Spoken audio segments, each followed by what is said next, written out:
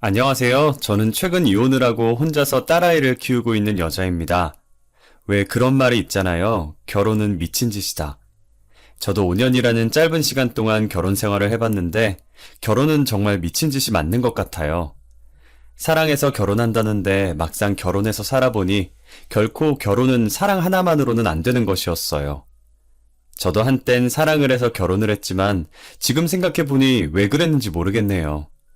상대방의 본심은 알아채지 못하고 사랑한다는 달콤한 말에 속아서 바보 같은 짓을 해버렸어요. 달콤한 사탕과 초콜릿의 유통기한이 있듯이 사랑에도 유통기한이 있는 건데 말이에요. 우리 결혼하자. 나는 정말 너밖에 없어. 내 인생 마지막 여자는 김지연 너야. 나도 내 인생의 남자는 이주성 너 하나뿐이야. 우리 결혼하면 진짜 잘 살자. 나 닮은 딸 하나, 너 닮은 아들 하나 낳고 말이야. 당연하지. 내가 너 손에 물 한 방울 안 묻히게 해줄게. 진짜야. 지키지도 못할 약속은 하지도 마. 드라마만 봐도 그런 말 해놓고 결혼하면 다 손에 물 묻히더라. 나는 진짜야. 너 손에 물 하나도 안 묻히게 할 거야. 진짜지? 약속했다? 그때는 몰랐겠죠. 어떤 앞날이 저를 기다리고 있을지 말이에요. 저희 집안은 나름 가진 재산이 있었고 부모님 직업도 좋아서 잘 살았었어요. 저희 아버지께서 이름만 대면 다 아는 대기업의 임원진으로 일하고 있었는데 인품이 좋으신 분이라 인간관계도 좋으셔서 주변에 발이 굉장히 넓으셨어요. 제가 한 번은 남자한테 크게 대인 적이 있어서 다시는 남자 안 만나겠다고 선언한 적이 있었거든요. 자식이라고는 고작 저 하나밖에 없는데 제가 결혼을 안 하겠다고 버티고 있으니 아버지 입장에서는 얼마나 답답하시겠어요. 주변 친구들처럼 자신도 딸을 닮은 귀여운 손주들이 보고 싶은데 말이에요. 김지연, 너 진짜 결혼 안 할 거야? 남자가 걔 하나만 있는 것도 아니고 세상에 괜찮은 남자들이 얼마나 많은데 그런 애 때문에 혼자 저러고 있어? 몰라. 결혼 왜 해야 하는데. 어차피 남자는 다 똑같아. 나쁜 자식 내가 얼마나 잘해줬는데 다른 사람도 아니고 내 친구랑 바람이 나. 진짜 결혼 안 한다고 했다? 저번에 너가 잘생겼다고 소개해달라고 했던 남자 이번에 큰맘 먹고 너한테 소개시켜주려고 했는데 아쉽네. 이사장 딸이나 소개시켜줘야겠다. 뭐? 아빠가 저번에 보여준 잘생긴 남자? 그 연예인 뺨치는 외모? 아빠 진짜 나한테 그 남자 소개시켜줄 거야? 장난치는 거 아니지? 너 결혼 안 할 거라며? 결혼도 안 할 거면서 왜 관심 가져? 그 사람이라면 말이 또 다르지. 언제 소개시켜줄 건데? 어? 기다려봐 녀석아. 나도 연락해봐야 할 거 아니야. 약속 날짜 잡으면 알려줄 테니까 미리 준비해놓고 있어. 피부과도 좀 가고. 여자의 피부가 왜 저렇게 칙칙해? 그렇게 아버지의 소개로 남편을 만나 1년 반 정도 연애를 하고 결혼했어요. 남편은 대기업까지는 아니더라도 100명 정도의 직원을 거느리고 있는 중소기업 사장이었어요. 친정아버지께서 저희 남편을 되게 좋아하셨었어요. 젊은 나이에 회사 차려서 저렇게 열심히 살기 힘들다면서요. 요즘 애들 같지 않게 책임감도 강하고 일에 대한 애정도 많다면서 칭찬을 아끼지 않으셨어요. 돈 잘 번다고 펑펑 쓰지 않고 돈 관리도 잘했는지 차곡차곡 저축해서 저희 신혼집으로 4층짜리 전원주택을 해왔더라고요. 평소 자기관리 철저하고 꼼꼼한 건 알았지만 이렇게 돈 관리까지 철저할 줄은 몰랐어요. 남편은 일뿐만 아니라 저한테도 다정하고 가정적인 남자였어요. 손에 물 한 방울 안 묻히겠다는 말이 거짓말이 아니었는지 퇴근 후에 피곤할 텐데도 제 옆에 와서 집안일을 도와줬죠. 됐어. 당신 일하고 와서 피곤할 텐데 굳이 안 도와줘도 돼. 손에 물 한 방울 안 묻힌다는 말 잊었어? 남자가 한 번 뱉은 말은 지켜야지. 혹시라도 제가 설거지를 할까봐 빠르게 식사를 끝낸 남편이 먼저 싱크대를 차지했어요. 그렇게 저는 남편과 함께 남들이 부러워하는 행복한 신혼생활을 유지했었죠. 하지만 이 행복도 그리 길지 못했고 반년하고 조금 지났을 때 일이 터지고 말았어요. 대기업 임원진으로 일하고 있던 친정아버지께서 해고를 당하게 된 거예요. 저희 아버지는 잘못된 것을 보면 그냥 넘어가시는 분이 아니셨거든요.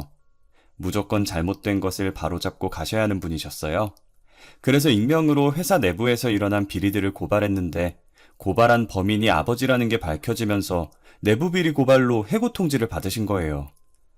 미안하구나. 그래도 아직은 내가 일을 해야 너가 시댁에서 무시를 안 당하는데.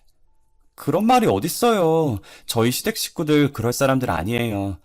시부모님도 남편도 저한테 얼마나 잘해주시는데요. 그리고 아버지가 잘못한 일 아니잖아요. 아버지께서는 혹시나 자신 때문에 제가 시댁의 미움을 받을까 걱정하셨어요.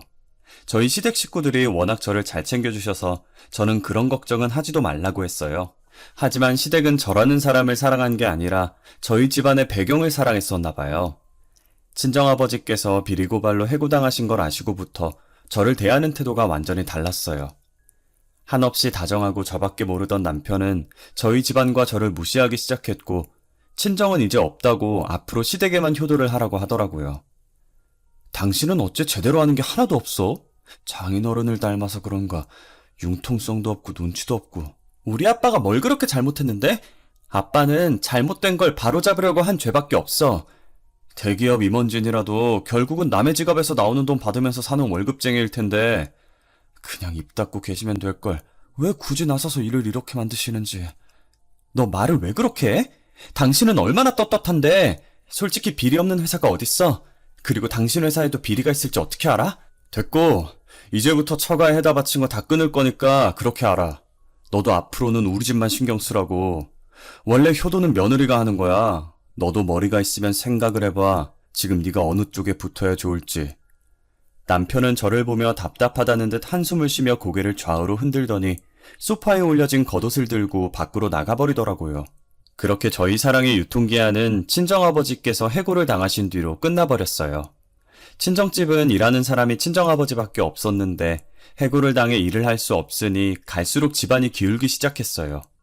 그래도 재산이 있어서 일을 하지 않아도 생활은 가능했지만 예전처럼 풍족하게 쓰진 못했습니다. 와중에 저는 임신을 하게 되어 제 몸 챙기느라 친정에 신경을 쓰지 못했어요. 시댁 식구들 중 저의 임신 소식을 반기는 이는 아무도 없었어요. 아무래도 눈엣가시라 이혼시켜도 모자랄 판에 임신을 하니 누가 좋아하겠어요. 시어머니는 제가 임신을 하든 말든 안중에도 없었고 오히려 더 혹독하게 시집살이를 시켰어요. 이러다 아이가 잘못되는 게 아닌가 싶을 정도로 저를 부려먹었어요. 얘, 몸이 이렇게 굼떠서 어떡하니? 저기 뭔지 안 보여? 내가 기관지 안 좋다고 구석구석 닦으라고 했어 안 했어? 죄송해요 어머님. 어디서 이런 애가 우리 집안에 들어와선. 이래서 집안의 여자를 잘 들여야 한다고 하는 거야. 저는 아침 저녁으로는 남편 시중을, 낮엔 시댁 가서 시어머니 시중을 드는 게 일상이었어요. 시댁 식구들은 하루라도 저를 안 부려먹으면 가시가 돋는지 매일 빠짐없이 저를 식모처럼 부려먹었죠. 당신 아침밥 안 차려놨어? 어떻게 일하는 사람 밥을 안 해놓을 수가 있어? 미안해. 내가 지금 홀몸도 아닌데다가 어제 너무 무리를 했는지 몸이 안 좋아서. 내가 마음이 넓어서 이번 한 번은 넘어가 주는 거야. 내일부터는 무슨 일 있어도 아침밥 차려놔. 알겠어? 제가 시댁에서 시집살이 당하고 있다는 걸 알지만 남편은 안중에도 없었어요. 그렇게 밥이 먹고 싶으면 자기가 조금 일찍 일어나서 밥 해먹으면 될 걸 굳이 저한테 차려달라고 난리치는 통에 저는 몸이 아파도 남편 아침밥을 차려줘야 했어요. 그렇게 무사히 딸을 출산했고 저는 딸을 보며 하루하루를 버텼어요. 하지만 딸이 12개월이 넘도록 옹알이를 하지 않았고 제 눈을 바라보지도 못했어요. 심지어는 돌잡이 때 물건을 잡아야 하는데 손으로 물건을 잡지도 못하더라고요. 저는 그런 모습을 보고 걱정되는 마음에 아이를 데리고 소아전문병원으로 향했어요. 어머님, 아이가 아무래도 유아자폐증을 앓고 있는 것 같네요. 그래도 아직 어려서 약물 치료하다 보면 여기서 더 악화되지는 않으니 너무 상심하지는 마세요. 저희 아이 평생 이렇게 살아야 하는 건 아니죠? 태어난 지 이제 겨우 1년밖에 안 됐어요. 저 딸아이와 하고 싶은 게 너무 많아요, 선생님. 자폐증은 완치가 없어요. 제가 확답을 드릴 수는 없지만 약물 치료도 하고 어머님이 집에서 아이를 잘 지켜봐 주시면 분명히 좋은 소식 들으실 수 있을 거예요. 저는 저희 딸이 자폐아라는 판정을 받고 집에서 얼마나 울었는지 몰라요. 뱃속에 있을 때 제대로 태교를 하지 않아서 그런 거라며 제 탓도 많이 했어요. 남편도 아이가 자폐아라는 걸 알고 전부 제 탓이라고 하더라고요. 뭐? 다이가 자폐아라고? 그러게 뱃속에 있을 때 애한테 신경을 써야지 뭐 한 거야. 애초에 당신 유전자에 장애 유전자가 있던 거 아니야? 뭐? 장애 유전자? 이게 다 내 탓이라는 거야? 그리고 뱃속에 있을 때 신경을 쓰라고 만삭이 되도록 부려먹던 사람들이 누군데 당신이랑 어머님이잖아. 그럼 애가 저 지경이 된 게 나랑 어머니 탓이라는 거야? 네가 뱃속에 있을 때 애한테 신경 안 쓰고 뭐 했냐며. 나 그때 무거운 몸 이끌고 네 밥 차렸어. 시댁 가서 뒤치다꺼리 다 했다고. 너는 내가 시댁에서 시집살이 당하는 거 알면서 보고만 있었잖아. 남편이 재탄만 하길래 제가 악에 받쳐서 소리를 지르니 아이가 놀라서 울더라고요. 저는 아이를 안아들고 같이 울었고 남편은 지긋지긋하다면서 집을 나가버렸어요. 나가버린 남편은 결국 집에 들어오지 않았고 저와 딸은 울다 지쳐서 잠이 들었어요. 그 뒤로도 3년 동안이나 시댁 가정부 노릇을 했고 딸아이는 유아치료를 받고 있었어요. 저 혼자서 아이를 키우다시피 했었는데 어느 날부터인가 시댁에 갔다 온 날 저녁마다 안방 침대에 여자 머리카락이 떨어져 있는 거예요. 처음엔 제 머리도 길고 떨어져 있는 머리도 길어서 당연히 제 거라고 생각했고 그리 심각하게 받아들이지 않았었어요. 그런데 이게 며칠 동안 반복되니 불안한 마음이 들긴 했지만 애써 모른 척 했어요. 저와 결혼도 했고 딸까지 키우고 있는데 설마 안방까지 여자를 데리고 와서 바람필 거라는 생각을 하지 않았고 만약 만났더라도 잠깐 즐기는 여자겠지 생각하며 불안한 마음을 달랬습니다. 혹시라도 남편 옷에 붙어있던 건데 남편이 겉옷을 벗다가 떨어뜨린 걸 수도 있잖아요. 하루 종일 시댁에 붙어 있어서 머리카락 떨어질 일이 없는데 요즘 따라 머리카락이 왜 이렇게 많이 떨어져 있지? 당신 혹시 집에 여자 데리고 온 적 있어? 그게 무슨 소리야. 당신 머리카락이겠지. 쓸데없는 소리 할 시간에 나한테 내조나 잘해. 요즘 밥이 왜 이렇게 부실해? 내가 주는 생활비 제대로 쓰고 있긴 한 거야? 생활비 겨우 50만 원 주면서 뭘 바라는 거야. 공과금 내고 나면 얼마 남지도 않는 것 쪽에서 이만큼 해준 거면 잘하는 거지. 저는 혹시나 하는 마음에 살짝 떠봤는데 남편은 쓸데없는 소리 하지 말고 내조나 잘하라면서 제게 내조만 요구하더라고요.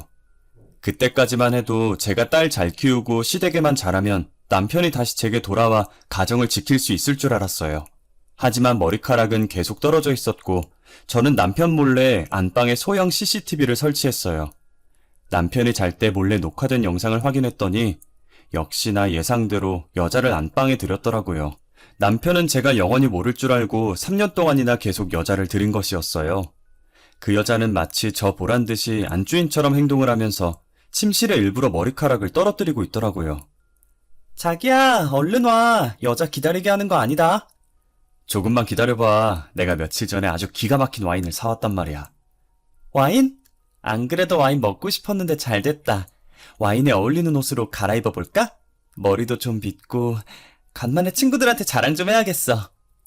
여자는 한두 번이 아닌 듯 자연스럽게 제 옷장을 뒤져서 옷을 갈아입었고 제 화장대에 있던 빗으로 자신의 머리를 빗더니 떨어진 머리카락들을 치우지도 않았어요. 저는 이대로 두면 안 되겠다는 생각에 시어머니를 찾아갔어요. 어머님, 그이가 아무래도 바람을 피우고 있는 것 같아요. 뭐? 바람? 너 증거는 가지고 그런 말 하는 거야? 증거도 없이 우리 아들 바람 핀다고 몰아가면 안 되는 거 아니니? 제가 증거도 없이 어머니께 찾아왔겠어요? 여기요, 이 영상이 그 증거예요. 아니, 너가 얼마나 내조를 못했으면 우리 아들이 딴 맘을 가져. 너가 매력이 있으면 내 아들이 딴 여자한테 눈길이나 줬겠어? 하여간 며느리 하나 잘못 들여가지고. 이걸 보시고도 제 탓을 하시는 거예요? 잘못은 어머님 아들이 했는데요?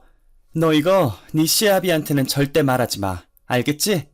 내가 어떻게든 아들 설득해 볼 테니까 넌 그냥 입 다물고 있어. 네 시아버지 알면 너 죽고 나 죽는 거야. 알겠어? 시어머니는 어떻게든 자기가 설득해 보겠으니 시아버지께는 입도 뻥끗하지 말라고 제게 신신당부를 하시더라고요.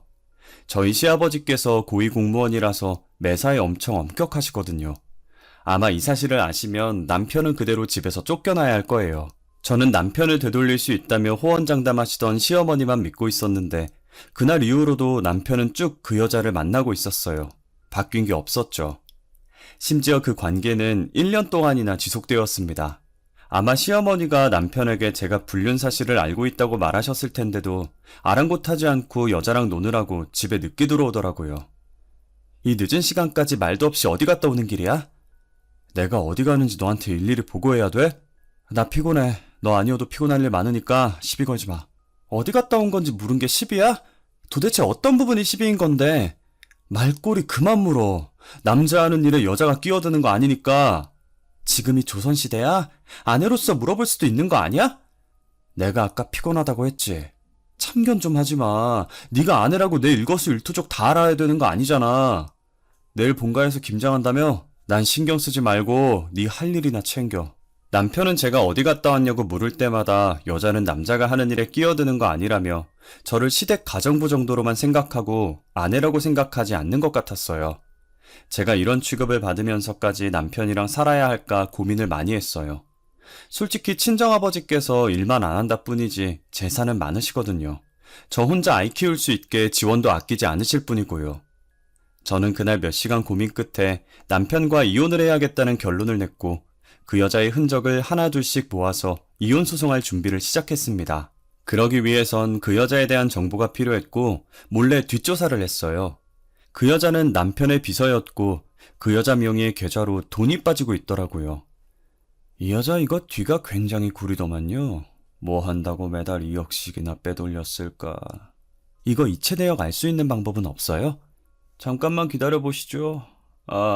이거 죄다 술집뿐인데요?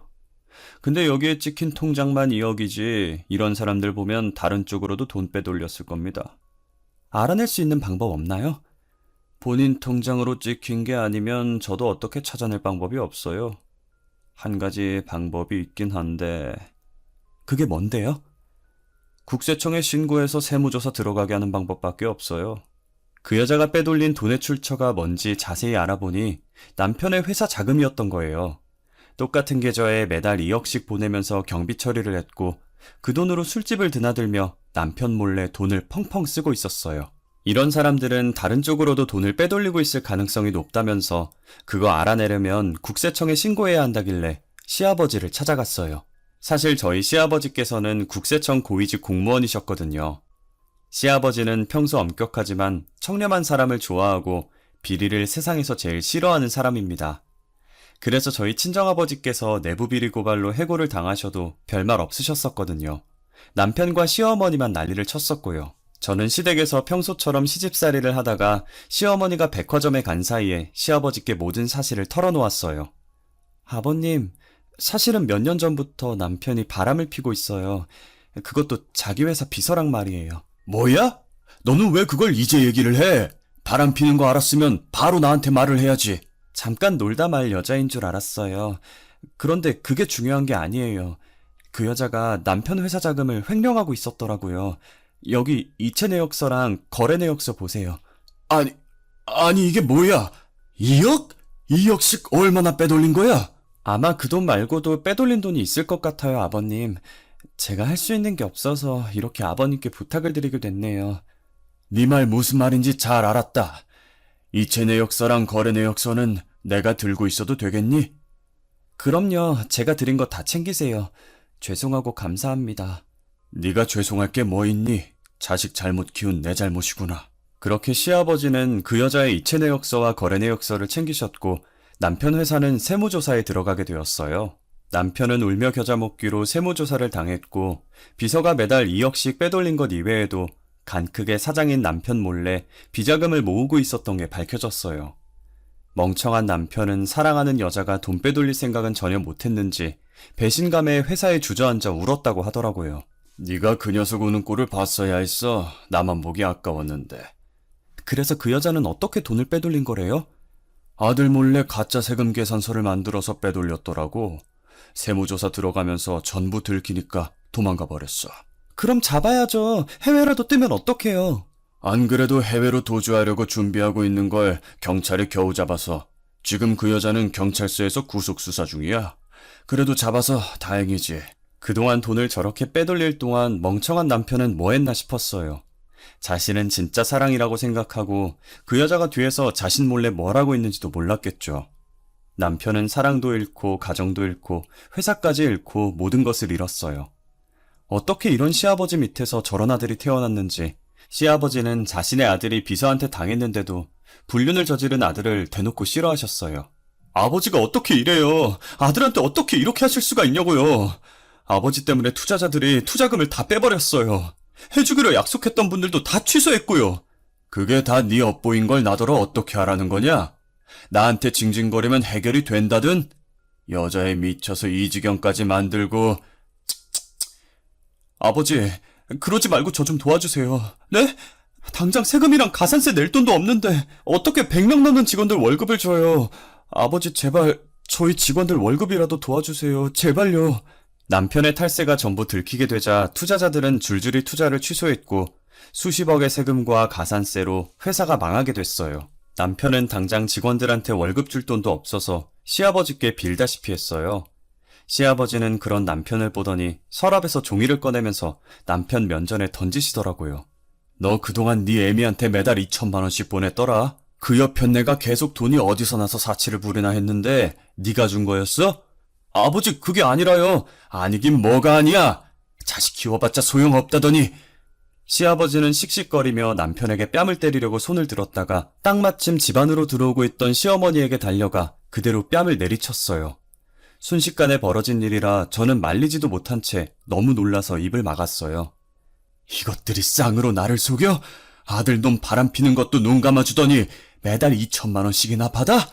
안 그래도 내가 그 명품 가방이 어디서 났나 궁금하던 참이었어. 여보, 제가 잘못했어요. 제 말 좀 들어보세요, 네? 속이려고 속인 게 아니었어요. 정말이에요. 여보? 누가 당신 여보야? 나 오늘부로 너네 둘이랑 연 끊을 거니까 당장 내 집에서 나가. 둘이 그렇게 죽고 못 사는데 내가 빠져줘야지. 안 그래? 남편과 시어머니는 각자 시아버지의 다리를 한쪽씩 붙잡고 울면서 빌기 시작했어요. 시아버지는 당장 나가지 않으면 경찰을 부르겠다고 했고 그래도 꿈쩍도 하지 않자 남편과 시어머니의 팔을 잡고 밖으로 끌어냈어요. 아가, 그동안 미안했다. 여기서의 일은 잊고 새 출발해. 못난 아들 녀석이랑도 이혼하고 손녀는 네가 키우고 싶으면 그렇게 하고. 아버님, 죄송해요. 네가 뭐가 죄송해? 오히려 내가 미안하지. 넌 나한테 사과할 필요 없다. 그러니 우리 집에서의 일은 모두 잊고 새로 시작해. 저는 며칠 뒤 그동안 모은 증거들로 남편에게 이혼 소송을 걸었어요. 남편은 이제 비서도 없고 집에서도 쫓겨나니 다시 제게 붙으려는 심산인지 낯짝 두껍게 저한테 연락을 했더라고요. 내가 미안해. 바람핀 것도 미안하고 식모처럼 부려먹은 것도 미안해. 나 며칠 동안 반성 되게 많이 했어. 반성 많이 했는데 뭐? 나보고 어쩌자고. 너 연락하는 거 정말 양심 없다. 여보, 왜 그래? 나 때문에 화 많이 났지? 제발 예전 일은 다 잊고 다시 잘 살아보자, 응? 내가 정말 잘할게. 우리 신혼 초에는 되게 좋았잖아, 안 그래? 됐어, 필요 없어. 내가 한 번 속지 두 번 속을 것 같아? 다시는 내 눈앞에 나타나지 마. 만약 내 눈앞에 다시 나타나면 그땐 네 머리털 하나도 안 남을 줄 알아. 저는 남편의 연락을 싸그리 무시하고 이혼 소송을 했고 최근에서야 승소를 하게 되었어요. 전적으로 남편의 잘못으로 이혼을 하는 것이라 남편이 제게 위자료로 2천만 원을 줘야 했어요. 시아버지와는 간간히 연락을 하고 있어서 이혼 소식을 전해드렸고 제 선택을 전부 이해해 주셨어요. 위자료가 2천만 원 정도 되었지만 저는 받지 않기로 했어요. 왜냐면 시아버지께서 제 명의로 지불해 주셨거든요. 갑자기 저를 카페로 불러내셔서 영문도 모른 채 나갔는데 시아버지는 저를 보자마자 파일에 들어있던 종이를 제게 내미시더라고요. 그동안 우리 집안 며느리로 있느라 수고 많았다. 며느리 노릇하느라 얼마나 힘들었어. 약소하지만 내가 줄 수 있는 게 이것밖에 없구나. 아버님, 이게 뭐예요? 건물 계약서를 왜 저한테... 며느리랑 손녀한테 주는 마지막 선물이라고 생각해줘. 아버님, 저는 이거 받을 수 없어요. 무슨 소리야? 너는 충분히 받을 자격이 돼. 이보다 더 큰 걸 해주고 싶었는데 못난 시아버지, 할아버지라 너무 미안하구나. 제가 안 받으려고 하자 시아버지는 건물 계약서만 두고 먼저 자리를 뜨셨어요. 친정 부모님께도 말하니 그냥 받으라고, 안 받으면 시아버지 마음이 불편할 거라고 하시더라고요. 그래서 저는 현재 시아버지께서 사주신 집에 들어가서 딸과 함께 살고 있어요. 여전히 시아버지와는 연락도 하고 가끔 저희 집에도 오셔서 생활비 조금과 딸 용돈을 주시곤 하세요. 제가 안 받겠다고 해도 돈을 집 안으로 던지고는 빠르게 나가버리십니다. 저는 어쩔 수 없이 돈을 받아들고 문자로 고맙다는 인사를 해요. 시아버지께서는 그렇게라도 저희 딸에게 할아버지 노릇을 하고 싶어 하셨어요. 만약 시아버지께서 저희 딸이 보고 싶다고 하시면 언제든 보여줄 생각이에요. 요즘 딸과 둘이 살면서 드는 생각인데 왜 진작 이혼을 하지 않았나 싶어요. 처음엔 남편이 밖에서 여자들을 만나고 다녀도 제 가정만 지키면 괜찮을 줄 알았거든요. 그런데 지금 생각해보면 사랑도 없이 껍데기만 부부인 게 무슨 소용이 있나 싶고 시집살이 살면서 왜 그렇게까지 미련하게 버텼는지 5년이 넘는 시간이 후회가 되네요. 시간을 돌릴 수 있다면 더 험한 꼴 보기 전에 이혼을 했을 거예요. 아니, 아예 그 인간이랑은 결혼 자체를 하지 않았을 거예요. 지금 제 이야기를 들을지는 모르겠지만 만약 듣는다면 한마디 해주고 싶네요. 야, 이주성, 너 같은 똥차가고 나한텐 벤츠 오더라? 그러니까 귀찮게 연락 그만두고 내 앞길 막지 마라. 머리털 다 뽑아버리기 전에. 여기까지 제 사연입니다. 들어주셔서 감사합니다.